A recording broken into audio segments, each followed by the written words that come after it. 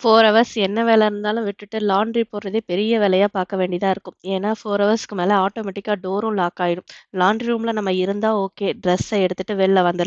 அதுவே ட்ரெஸ் உள்ளயும் நம்ம வெளியும் இருந்தா நெக்ஸ்ட் பேட்ச்ல இருக்கிறவங்க வந்து ஓப்பன் பண்ற வரைக்கும் வெயிட் பண்ண வேண்டியதா இருக்கும். யாருமே இல்ல நம்ம தான் லாஸ்ட் பேட்ச் அப்படின்னா கம்பெனிக்கு கால் பண்ணி அவங்க வந்து ஓப்பன் பண்ணி விட வேண்டியதா இருக்கும். பட் அவங்க வரத்துக்கே 3000 க்ரோன் கேட்பாங்க. நம்ம ஊருக்கு 30,000 இல்ல வேணான்னா 10:30 வரைக்கும் வெயிட் பண்ணுங்க. ஆட்டோமேட்டிக்கா ஆஃப் ஆயிடும்னு அவங்களே சொல்லுவாங்க.